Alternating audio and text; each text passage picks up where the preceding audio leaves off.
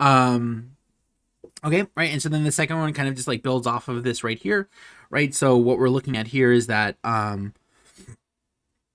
the question asks what, calculate the Stokes shift of, this molecule in nanometers, right? So we can see here looking at the problem, the part is right here, the last sentence: in the presence of zinc ions, the sensor fluoresces at 650 nanometers when 500 nanometer light is used for excitation, right? So if it's absorbing at 508 nanometers of light, right, that's what we're shining on it.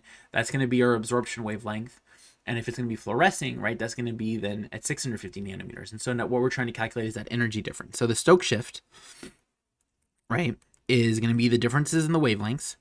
So that's just simply, 650 nanometers minus 508 nanometers. So that is 650 minus 508 is 142 nanometers, right? Which is what I have right here. Yeah.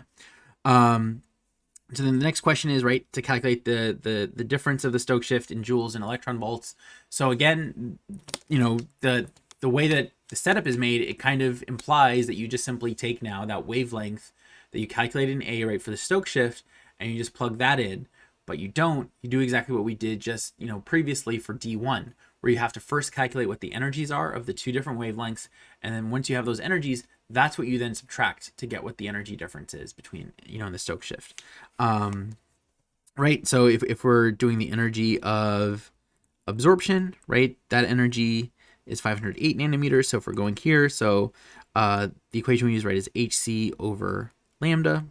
So we plug in, we have 6.626 times 10 to the negative 34 joule seconds times 2.9979 times 10 to the 8th meters per second over 508 nanometers times 1 times 10 to the negative 9 meters per nanometer, right? So seconds cancel, meters cancel, nanometers cancel.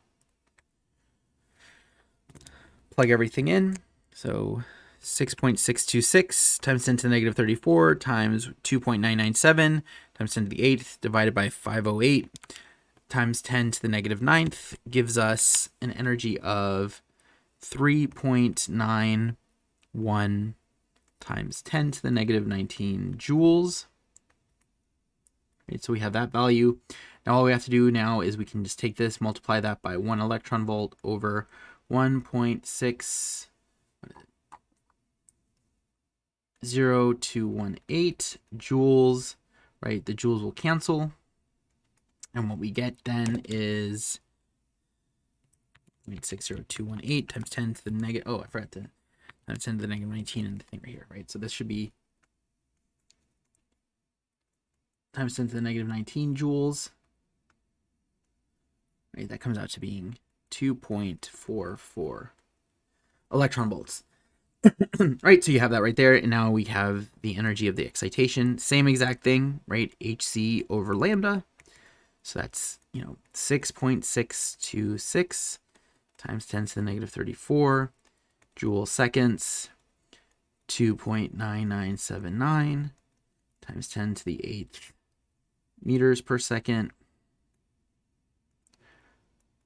And then now this is going to be 650 nanometers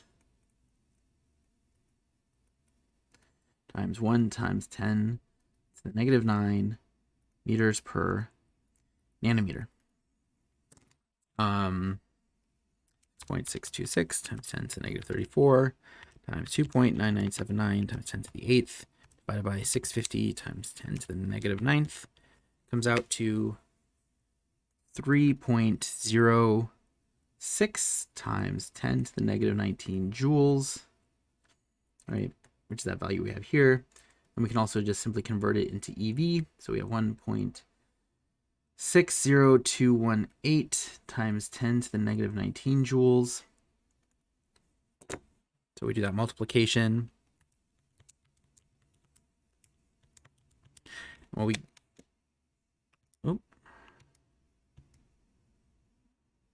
I didn't divide it. 1.60218 10 to the negative 19 comes out to 1.90 or 91 electron volts, right? So now the energy difference is going to be the energy difference of the absorption minus the energy difference of the excitation is 3.91 times 10 to the negative 19 joules minus 3.06 times 10 to the negative 19 joules comes out to 0.91 times 10 to the negative 19 minus 3.06 times 10 to the negative 19. 8.5 times 10 to the negative 20 joules, right? So that's the energy difference right here for the Stokes shift, right? And so that, yeah, so I have 8.54, so just sig figs again. And so, you know, you can do the same thing for the electron volts, right? If you do that there, you get 2.44 minus 1.91, you get 0.53 electron volts, right? Which is then matches. So, right, so that's how you calculate the energy differences. So again, just emphasizing when you're calculating energy differences between two different wavelengths related, you know, for photons or whatever, you have to convert them into energy units first. You can't just simply subtract the two different, you know, wavelengths from each other, get, you know, a number in nanometers or meters or whatever, and then just use that and plug that into the electron, right, into the energy of the photon or whatever, because you're going to get a much higher number. Right, 142 nanometers is a lot more energy than, you know, 650 or 508 nanometers if we're strictly talking about, you know, the energy of a photon. When we're talking about the differences between the energies of those two photons, right, you have to convert them first into energies before you can use them. Cool.